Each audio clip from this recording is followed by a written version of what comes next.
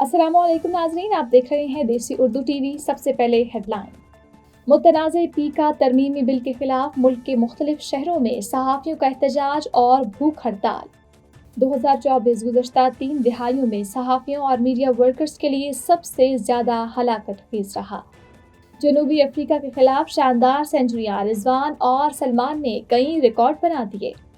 और इमरान खान नादिया जमील के लिए थाने क्यों गए, अदाकारा ने दिलचस्प वाकया बताया। हेडलाइंस आपने जानी है, बढ़ते हैं खबरों की तफसीलात की जानिब।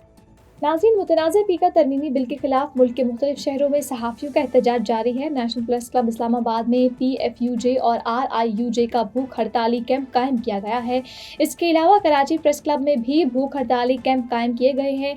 मुजाहिरीन ने कहा है कि पीका का नफाज आज़ादी सहाफ़त और आज़ादी इजहार पर हमला है। पेशावर प्रेस क्लब के बाहर सहाफ़ियों के एहतजाज में कहा गया कि पीका जैसा काला कानून कबूल नहीं।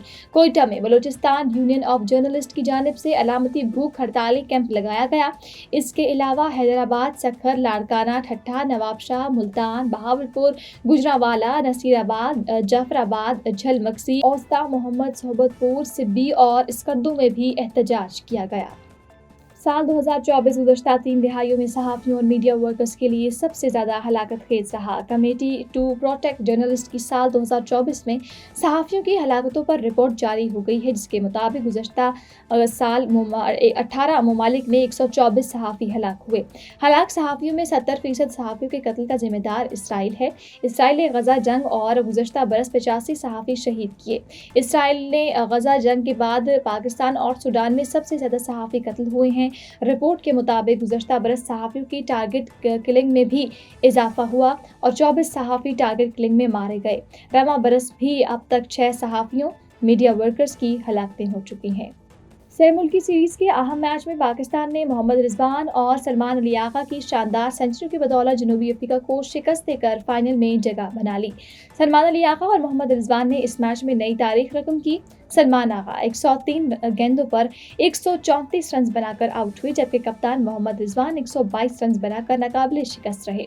पाकिस्तान की जानिब से पहली मरतबा 2 मिडिल ऑर्डर बैटर्स ने एक इनिंग्स में सेंचुरियां स्कोर की और मजमूई तौर पर पाकिस्तान की जानिब से वनडे की इनिंग्स में 2 सेंचुरियां 27वीं बार बनाई गई हैं। सलमान आगा और मोहम्मद रिजवान ने पाकिस्तान की जानिब से चौथे विकेट की सबसे बड़ी शराकत भी बनाई।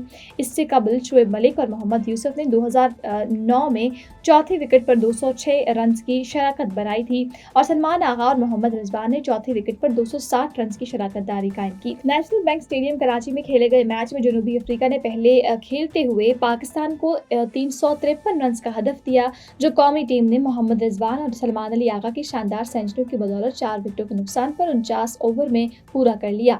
ये पाकिस्तान की जानिब से अब तक कामयाबी से मुकम्मल किया गया सबसे बड़ा हदफ है। वनडे इंटरनेशनल की तारीख में पाकिस्तान ने कभी इतना बड़ा हदफ हासिल नहीं किया था। इससे कबल पाकिस्तान ने 2022 में ऑस्ट्रेलिया के खिलाफ 349 रन का हदफ हासिल किया था। You came to this country for a brighter future for you and your loved ones. You've made it this far. Now it's time to become a citizen. With citizenship, you gain the right to vote, access to federal jobs, the ability to keep your family closer, and the freedom to travel with a U.S. passport. These are just a few of the benefits waiting for you when you become eligible. We're here to help you through the process with free resources and personalized guidance. Together, we can make it easier. Get started at becomeacitizentoday.com.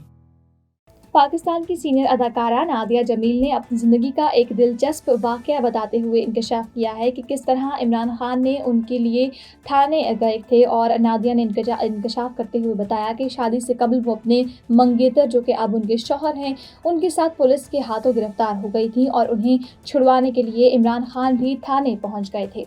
अदाकारा के मुताबिक ये वाक़या ज़ियाउल हक के दौर में पेश आया, जब इखलाकी पुलिस शाहीन पुलिस निकाह के बगैर साथ घूमने वालों को पकड़ती थी। नादिया जमील ने बताया कि वो अपने मंगेतर के साथ गाड़ी में सैर के लिए निकली थी कि शाहीन पुलिस ने उन्हें रोक लिया। पुलिस ने उन्हें थाने ले जाकर हवालात में बंद कर दिया क्योंकि वो अपना निकाहनामा पेश नहीं कर सके। नादिया ने कहा कि उन्होंने पुलिस से मिन्नत समाजत की और जुर्माना अदा करने की पेशकश भी की, लेकिन पुलिस ने उन्हें रिहा नहीं किया। अदाकारा ने बताया कि थाने में पहुंचने के बाद उन्हें एक कॉल करने की इजाज़त मिली। उन्होंने फ़ौरन अपने वालिद के दोस्त यूसुफ सलाहुद्दीन को फ़ोन किया, जो इस वक्त इमरान खान और दीगर दोस्तों के साथ بیٹھے ہوئے تھے۔ عمران خان نادیہ جمیل کے والد کے قریبی دوست تھے۔ یوسف صلاح الدین نے فون سنتے ہی عمران خان کو واقعے کے بارے میں بتایا اور وہ فوراً تھانے پہنچ گئے۔ نادیہ نے بتایا کہ جب پولیس اہلکاروں نے عمران خان کو دیکھا تو وہ حیران رہ گئے اور فوراً چائے منگوا لی۔